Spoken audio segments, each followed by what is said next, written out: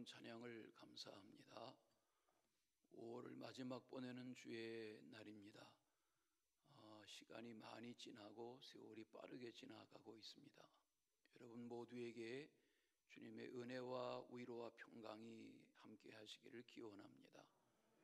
우리 서로 좌우에 인사하실까요? 주 안에 복된 나날 되시기 바랍니다.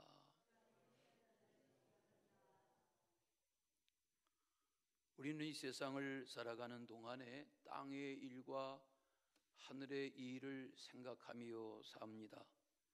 그러나 적지 아니한 사람들은 땅의 일에만 관심이 많습니다.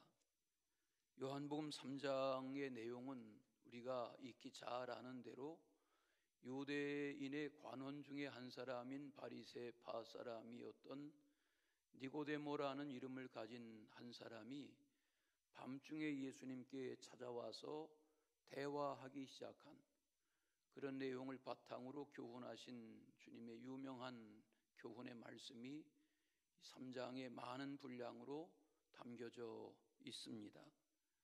당신은 하나님께로부터 온 선생입니다. 하나님이 함께하지 아니하신다면 어떻게 이러한 표적이 일어날 수 있겠습니까? 이렇게 예수님으로 인해서 일어나는 수많은 기사와 이적과 표적에 대하여 소문에 익히 듣고 알던 니고데모가 예수님께 찾아와서 관심을 보인 그런 장면으로부터 오늘 말씀은 이어집니다. 예수님은 그에게 내가 거듭나야 하나님의 나라를 볼 수 있다. 또 내가 물과 성령으로 거듭나야 하나님의 나라에 들어갈 수 있다. 이런 말씀을 하시면서 육으로 난 것은 육이고 영으로 난 것은 영이다. 바람이 어디로 와서 어디로 가는지 알지 못하거늘 성령으로 난 것을 내가 어찌 쉽게 알 수 있겠느냐. 이런 말씀을 해 주셨는데 니고데모가 잘 알아듣지 못합니다. 그리고 내가 어머니의 뱃속에 다시 들어갔다 나와야 한단 말입니까? 이런 대답과 더불어서 오늘 말씀의 끝에 보면 어찌 그러한 일이 있을 수 있습니까? 이렇게 질문하는 그 질문 앞에 예수님이 이어서 설명하신 내용의 말씀이 오늘 본문으로 읽으신 짧지 않은 내용입니다. 예수님은 땅의 일이란 무엇이며 하늘의 일이란 무엇인가 그런 설명을 해 주셨습니다. 예수님이 내가 땅의 일을 말하여도 너희가 믿지 않는다 이런 말씀을 하셨어요. 니고데모는 의식주를 고민하는 사람이 아닙니다. 그는 당시에 70명의 사내들인 공회의원입니다. 사회적으로도 출세한 사람이고 종교적으로도 지위가 분명한 인물입니다. 그는 먹고 입고 사는 문제로 인해서 급급한 사람이 아닙니다. 그런 그가 어느 날 밤에 예수님께 와서 예수님에게 관심을 보인 겁니다. 그 화두가 뭡니까? 라비오, 우리가 당신은 하나님께로부터 오신 선생인 줄 압니다. 하나님이 함께하지 아니하신다면 이런 표적은 일어날 수 없을 것입니다. 이런 말을 했는데 예수님은 하나님의 나라를 볼 수 있는 길, 또 하나님의 나라에 들어갈 수 있는 길이 무엇인지에 대하여 말씀해 주셨습니다. 그리고 거듭나야 된다 하는 말씀을 하셨는데 거듭나고 하나님의 나라를 본다는 것, 거듭나고 하나님의 나라에 들어간다는 것이 무엇인지를 이 니고데모가 알아듣지 못했습니다. 깨닫지를 못했습니다. 그때 사람은 아는 것을 말하고 본 것을 증언하는 법이다. 그렇죠? 사람이 모르는 걸 어떻게 말하겠어요? 아는 것을 말하고 본 것을 증언하는 법이다. 그 증언이라는 것은 육화 원칙에 의해서 본 것을 말하는 게 증언인데, 그런데 너희는 어찌 나의 하는 증언을 받아들이지 못하느냐, 이렇게 말씀하세요. 사실 예수님이 말씀하신 이 땅의 일이라는 것은 우리가 세상에서 분주하게 사는 의식주를 위한 그런 생활에 대한 말씀을 하시는 것이 아닙니다. 여기 땅의 일이란 거듭남의 경험을 통해서 하나님의 나라의 백성이 되는 것이 땅의 일입니다. 잘 들어보세요.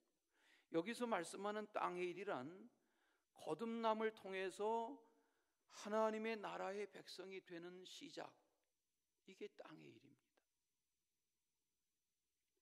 그리고 하늘의 일이라는 것은 하나님이 계획하신 속죄의 방법,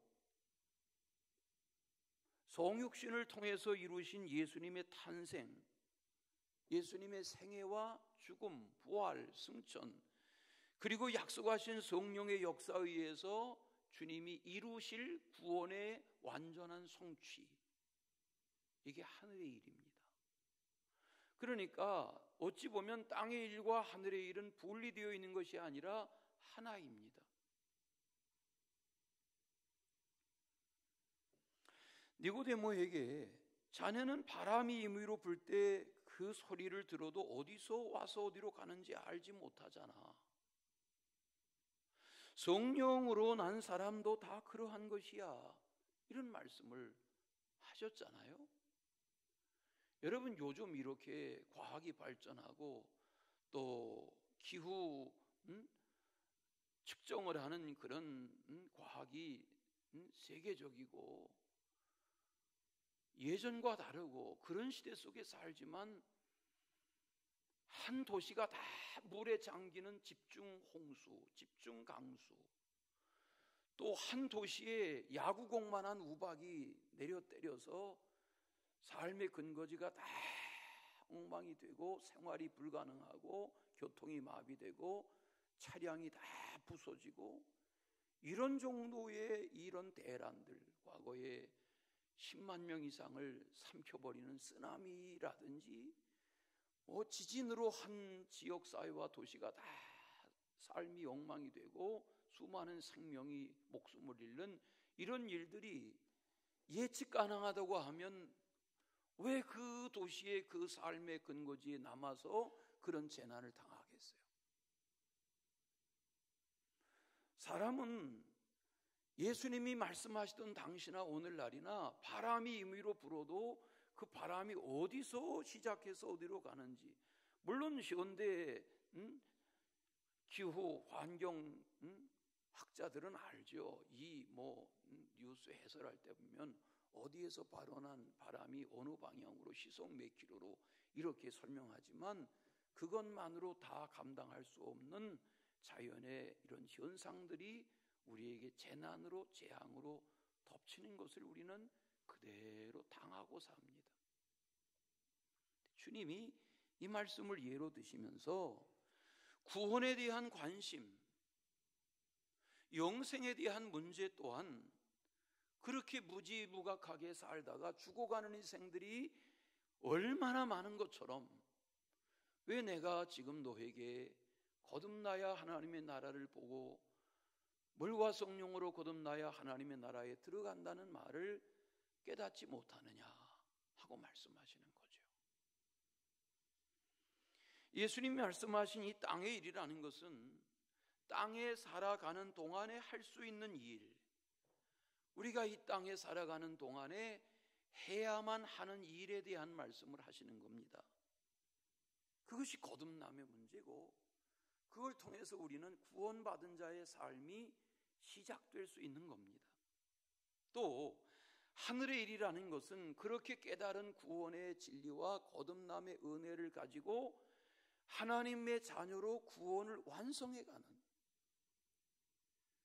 궁극적으로 하나님의 자녀로 영화로운 하나님의 나라의 백성이 되기까지 그 구원을 완성해가는 것이 하나님의 일입니다. 이 지극히 영적인 문제를 가지고 니고데모에게 땅의 일, 하늘의 일 이렇게 말씀하신 겁니다.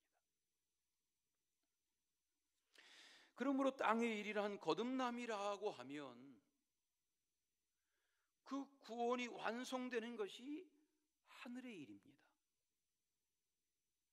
잘 들으십시오. 예수님은 이런 이해를 돕기 위해서 모세가 광야에서 뱀을 든 것 같이 인자도 들려야 한다.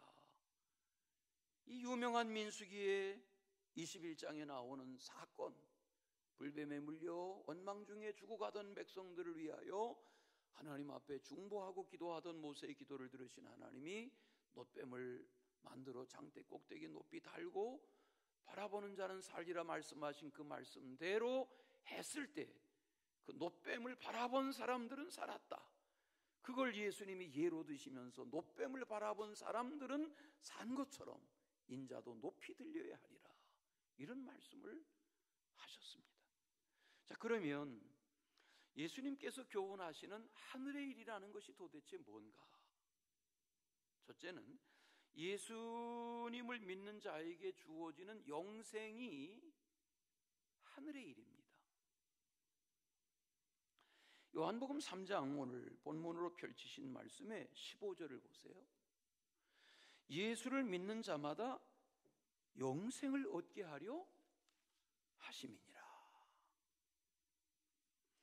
예수님께서 친히 자신을 믿는 자라야 영생을 얻을 수 있다, 이렇게 예로 드신 일이 모세 시대의 광야의 놋뱀을 말씀하신 겁니다. 하나님의 응답에 의해서 하나님이 하라 하신 대로 놋으로 뱀을 만들어서 나무에 달았는데 바라보는 자에게 구원이 임했다? 상식입니까? 과학입니까? 논리입니까? 이해가 안 됩니다. 제가 늘 예로 들지만 이 민수기 21장의 광야의 모세의 놋뱀, 이것을 세계 의학계가 다 사용합니다. 보여드리겠습니다. 이게 미국의 군대의 의무병가의 로고가 이겁니다. 놋뱀입니다. 또 보여주십시오.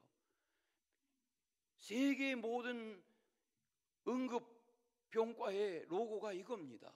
우리나라도 마찬가지입니다.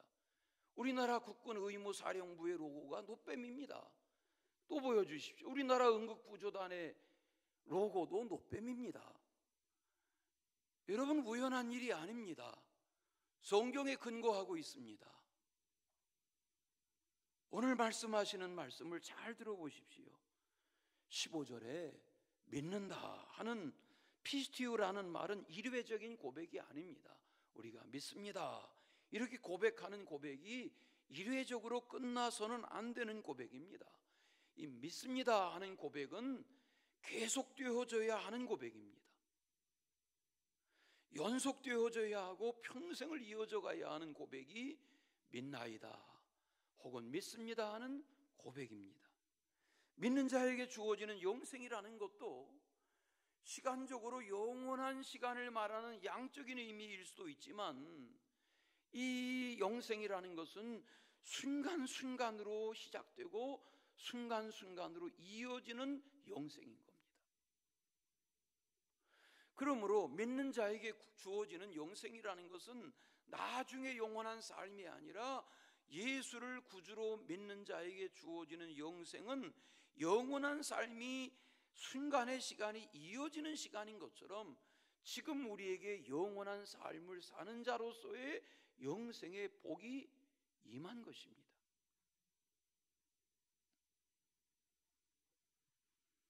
예수를 구주로 영접한 신자에게 주어지는 영생이라는 것은 미래적이기도 하지만 지극히 현재적이라는 말입니다. 왜냐하면 영원이라는 시간, 한참, 오래 이렇게 말하는 영원이라는 끝을 헤아릴 수 없는 이 무한의 시간대라는 것은 지금이라는 시간의 순간이 이어져서 누리는 신자의 복입니다. 선이라는 것이 점이 이어져서 선이 되는 것처럼 말이죠. 순간의 영생의 복락이 이어져서 영생하는 하나님의 자녀의 복으로 이어지는 것입니다. 성경 중에 가장 잘 알려진 말씀이 요한복음 3장 16절입니다. 요한복음 3장 16절을 모르는 교인은 없습니다. 세상 사람들도 많이 압니다. 영생은 무엇입니까? 하나님의 아들 독생자 예수 그리스도를 하나님이 영생의 구주로 주셨습니다. 믿지 않는 자는 멸망하고 믿는 자는 영생한다 하는 것이 요한복음 3장 16절이 내용입니다. 그러면 영생은 하나님이 인생을 사랑하셔서 구원의 징표로 주신 아들을 통한 역사, 이것이 영생입니다. 사랑의 증거물로 하나님이 이 땅에 예수님을 보내신 날이 우리가 성탄으로 기념하는 날입니다. 예수님의 이 땅에 오신 사랑의 그 증표는 십자가의 죽음으로 부활의 능력으로 영생의 선물로 우리 가운데, 믿는 자 가운데 임한 것입니다. 반대로 영생에 반대되는 멸망이라는 것은 하나님과 더불어 살아가지 못하는 자가 받는 심판입니다. 우리가 에녹처럼 하나님과 더불어 동행하며 완전하고 영원한 삶을 사모하며 살아가는 믿음이 순간순간 이어지는 이것이 믿는 자가 누리는 영생입니다. 아들을 믿는 자에게는 영생이 있고 아들을 순종하지 아니하는 자에게는 영생을 보지 못하며 도리어 하나님의 진노가 그 위에 머물러 있다. 예수님의 가르침입니다. 오늘 요한복음 3장을 펼쳐가지고 계신데 마지막 절인 36절이 이 말씀으로 요한복음을 마치고 있습니다. 요한복음 5장에도 보면 24절에 내가 진실로 진실로 너에게 이르노니 내 말을 듣고 나 보내신 이를 믿는 자는 영생을 얻었고 심판에 이르지 아니하나니 사망에서 생명으로 옮겼느니라고 말했습니다. 또 요한복음 6장에도 보면 40절에 내 아버지의 뜻은 아들을 보고 믿는 자마다 영생을 얻는 이것이니 마지막 날에 내가 이를 다시 살리리라. 이렇게 영생을 강조하셨습니다. 요한복음 6장을 읽다 보면 54절에 또 말합니다.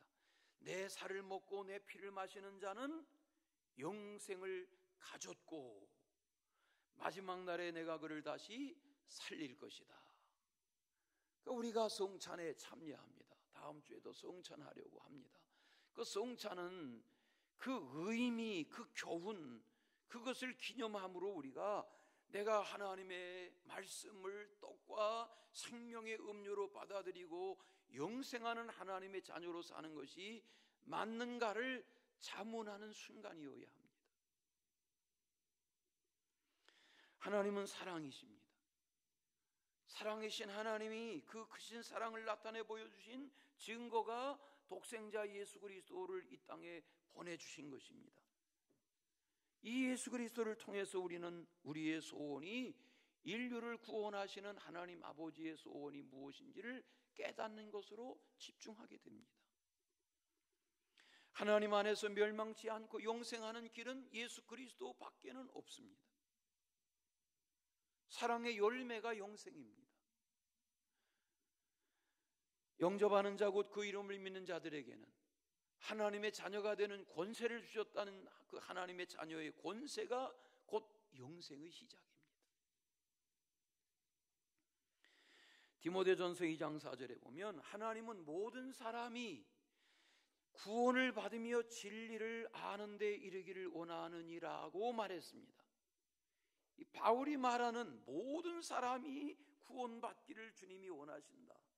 모든 사람이 진리를 알기를 원하신다는 것이 영생의 초대입니다. 모든 사람은 생로병사의 과정을 피할 수가 없습니다. 누구나 다 이 세상에 태어나서 살며 사고로 사건으로 질병으로 이 생로병사의 과정을 겪습니다. 장수시대이지만 피할 수 없습니다.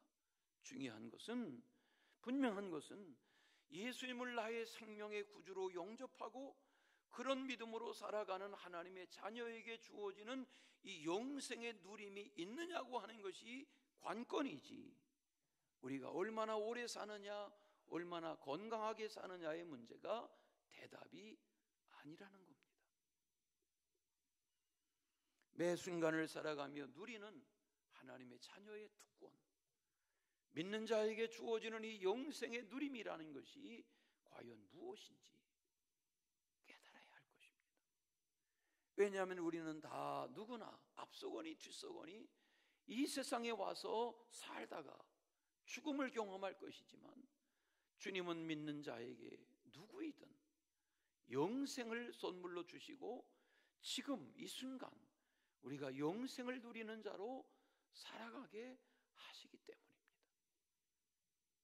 이 진리의 은혜와 위로가, 동행하심이 영원히 계속되시기를 축원합니다.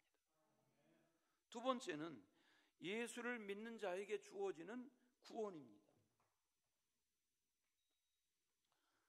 예수께서 이 땅에 오신 목적은 심판이 아니라 구원입니다. 다시, 예수님이 이 땅에 오신 목적은 심판이 아니라 구원입니다. 유대인들은 메시아가 오시면 할례받은 우리는 구원을 받고 할례받지 못한 이방인은 심판을 받을 것이다, 이런 차별의식, 구별의식 속에서 살았습니다. 그런데 하나님의 아들이 오셔서 저들을 책망하기 시작하십니다. 그리고 심판을 선언하십니다. 여기 심판이란 크리노라는 말은 분리한다, 정죄한다, 그런 말입니다. 오늘 말씀에 심판이란 표현이 여러 번 나오지 않습니까?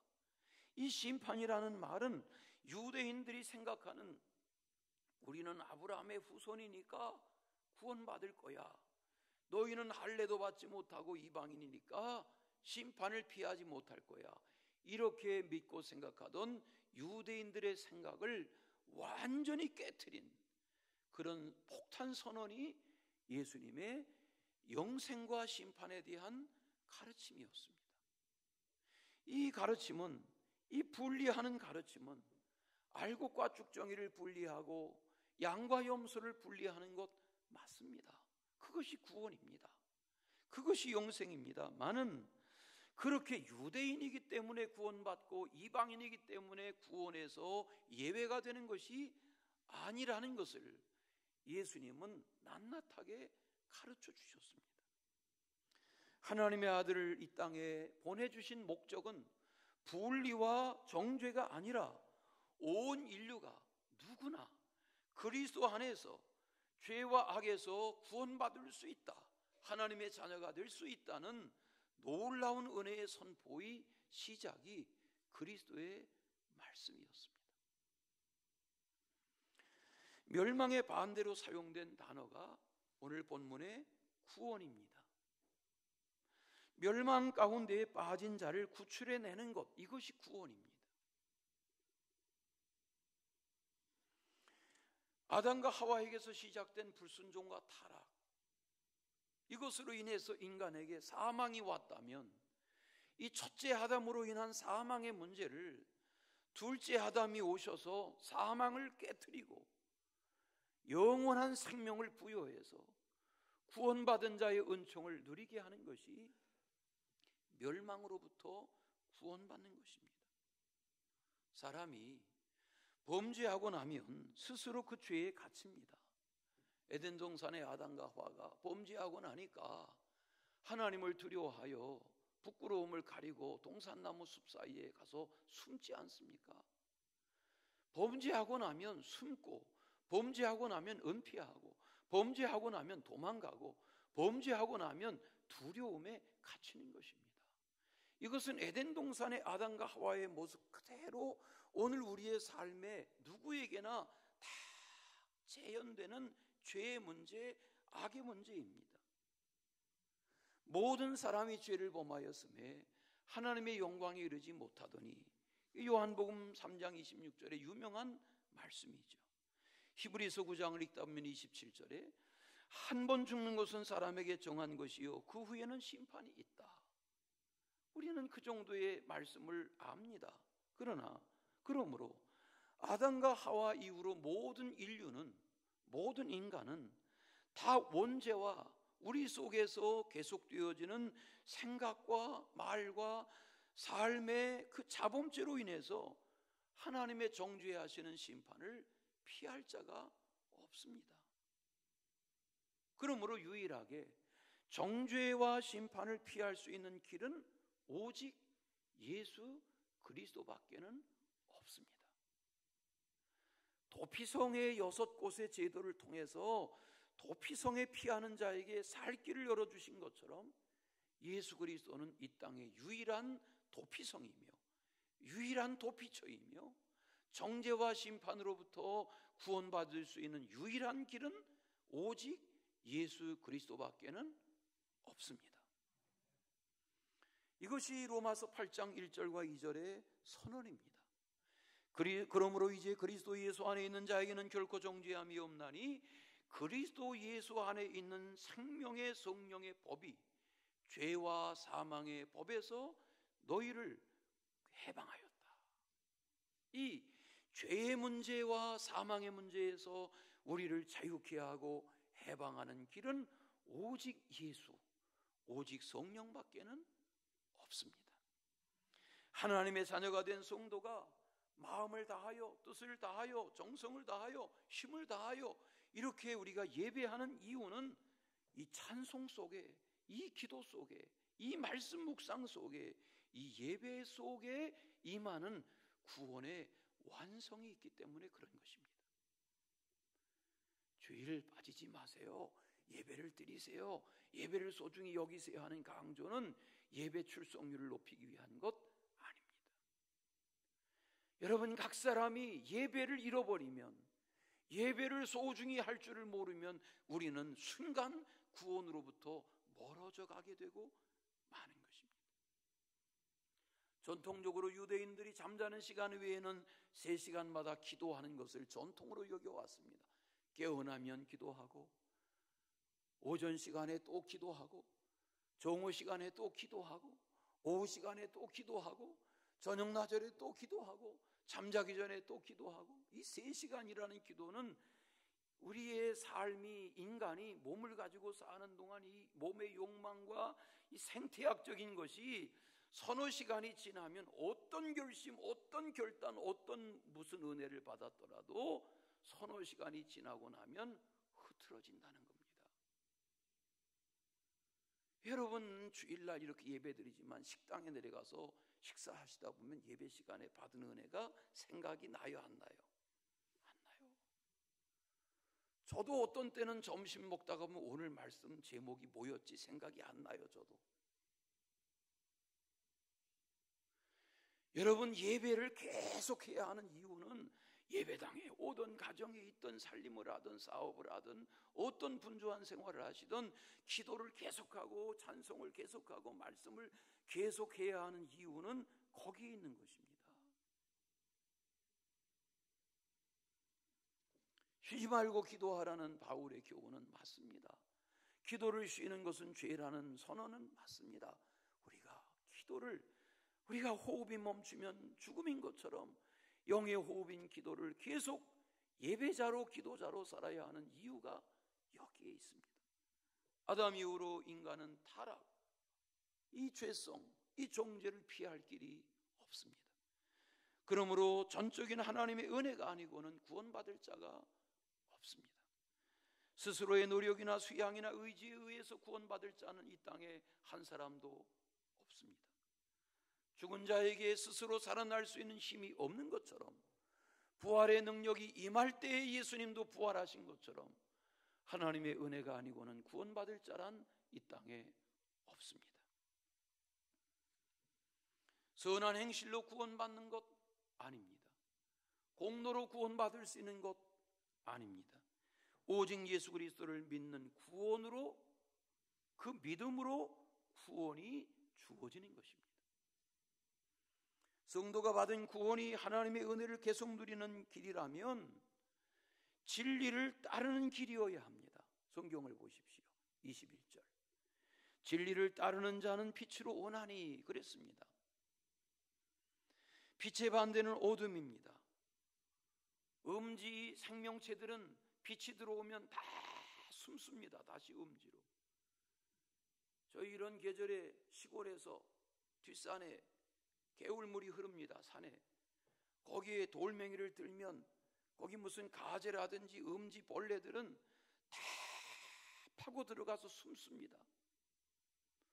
빛을 싫어하는 생명체들은 빛이 임하는 순간 다 땅속으로 어둠 속으로 피하여 숨습니다.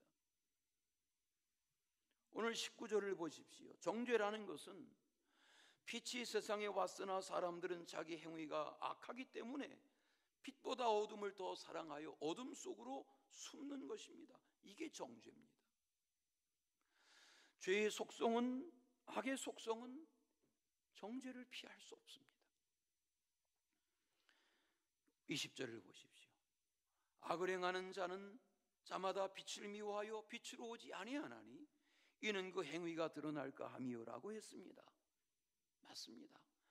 주변에 일어나는 일들을 보십시오. 내 안에 속사람의 악을 보십시오. 우리가 신자로 살지만 어둠 속에서 살아가는 빛의 자녀의 모습이라는 것이 어떠한가 자기의 실상을 보십시오.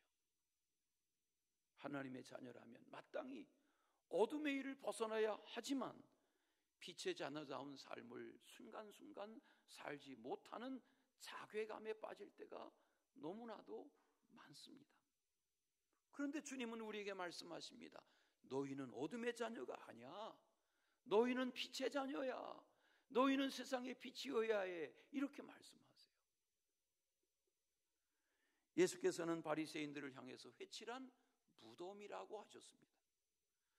무덤 속에는 시체가 썩고 있는데 그 무덤의 겉을 하얀 회칠을 한다고 해서 그것이 빌라가 되고 펜션이 되는 것 아닙니다. 그 무덤 속은 시체가 썩는 무덤일 뿐입니다. 예수님은 아름다운 열매를 맺지 아니하는 나무마다 찍혀 불에 던지운다. 마태복음 7장의 19절에 산상수훈의 유명한 교훈이죠. 아름다운 열매를 맺지 아니하는 나무라면 찍혀 불에 던지우고 만다. 주님이 말씀하신 아름다운 열매란 행위의 열매를 말씀하시는 것 맞지만 믿음으로 구원받는 자의 상태를 말하는 것입니다. 타락한 인간에게 스스로를 구원할 능력이 없기 때문입니다. 하나님의 은혜로만 구원받는 것이 맞습니다. 그렇지 않습니까? 요즘 사회적으로 물의를 일으키는 유명한 트롯 가수, 그는 트롯의 세계와 정통음악의 세계를, 클래식 음악의 세계를 넘나드는 시대적인 행운아로 몇 해 만에 세계적인 음악의 거성들이 주목하는 인물이 됐습니다. 부가 쏟아져 왔습니다. 대중 앞에서 노래 한 곡을 부르면 10년을 공부해서 대기업에 취직한 사람의 1년 연봉이 노래 한 곡으로 통장에 들어옵니다. 하룻밤 노래를 부르고 나면 중산층이 평생을 쓰지 않고 벌어 모아도 만져보기 어려운 재화가 하룻밤에 벌려드립니다. 그는 유명세를 타기 시작하면서 찬송가도 불렀습니다. 많은 CCM도 불렀습니다. 수만 명 모이는 교회에 초청받아서 주일 예배 강단에서 찬양도 했습니다. 어젯밤에 조회해 보았습니다. 수만 명 모이는 교회에 그가 찬양한 찬양의 조회수가 수백만 회입니다. 인기가 없었습니까? 재물이 없습니까? 문제가 무엇입니까?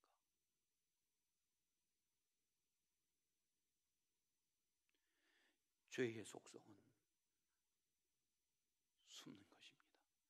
죄의 속성은 속이는 것입니다. 죄의 속성은 은폐하려는 것입니다. 죄의 속성은 도망하려는 것입니다.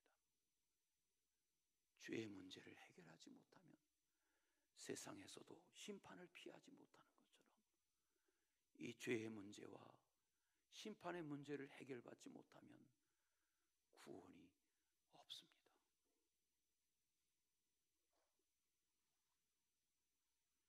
자신에게 주어진 구원받은 자의 감격과 은총에 부응하는 순간순간을 살지 아니하면 영생도 없고 구원도 없습니다. 섰다 하는 자는 넘어질까 조심하라는 말씀이 무엇입니까? 자주 인용하지만 가룟 유다의 최후는 왜 그랬습니까? 제자입니다. 주님과 함께 3년을 다른 제자들과 함께 지냈습니다. 그 주님의 모든 말씀 다 들었습니다. 주님의 하는 표적 다 보았습니다. 제자입니다. 그가 사도의 영광스러운 순교자의 길을 가야 할 사도가 왜 그렇게 됐습니까? 사탄이 그의 마음을 장악했습니다. 주님은 그에게 회개를 촉구했으나 식탁 앞에서도 주님의 회개의 촉구의 기회를 받아들이지 못했습니다. 왜? 이미 사탄의 마음이 빼앗겼기 때문입니다. 시간으로부터 자유하고 재물로부터 자유하고 탐심으로부터 자유하고 자유해서 하나님의 사람다운 이 구원을 누리며 전하며 사는 그런 참 자유와 해방이 있으시기를 축원합니다. 지난 주일이 성령 강림 주일이었습니다. 성령 강림 주일은 교회력의 행사가 아닙니다. 우리는 부활하신 주님, 성령 보내신 주님, 그 은혜 가운데 살아가는 것입니다.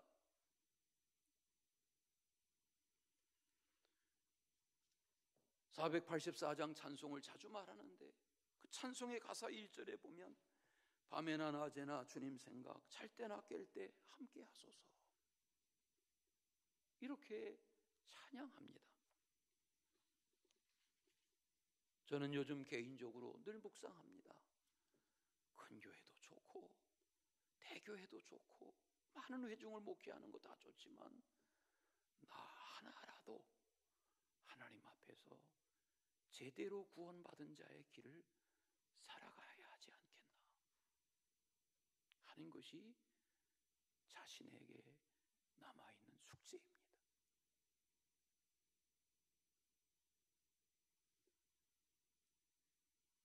정신을 차리고 깨어 기도해야 합니다.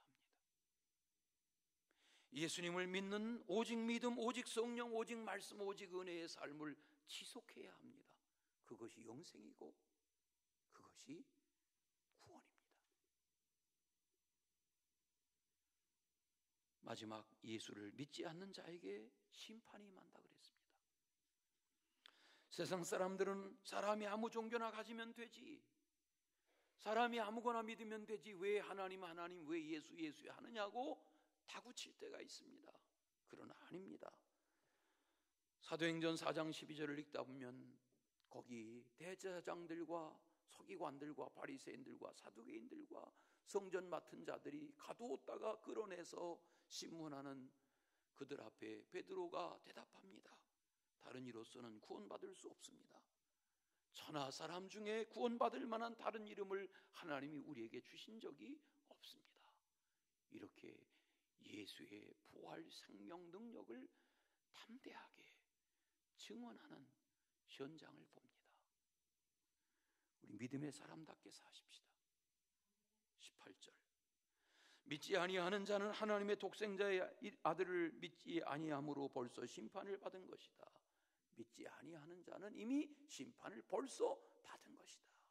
그러면 세상은 두 종류의 사람이 삽니다. 믿지 않기 때문에 심판받고 사는 사람, 믿고 살기 때문에 심판으로부터 구원받은 사람. 세상의 80억 인류는 두 종류로 사는 것입니다.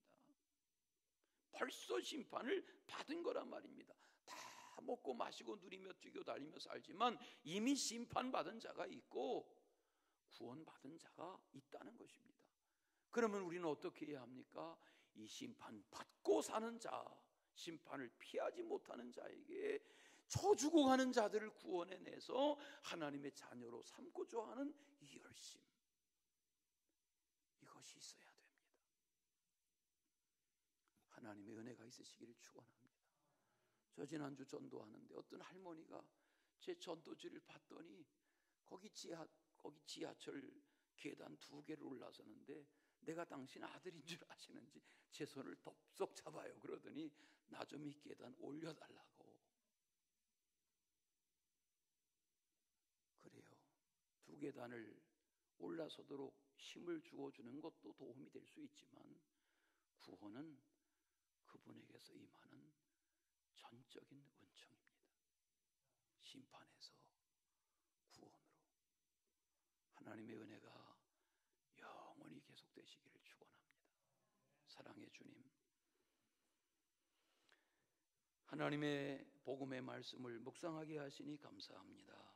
하루하루 이렇게 지나가는 세월 앞에 믿음의 사람다운 증거를 가지고 살도록 우리의 약한 믿음을 견고하게 하시며 돈독하게 하여 주옵소서. 예수님의 이름으로 기도하옵나이다.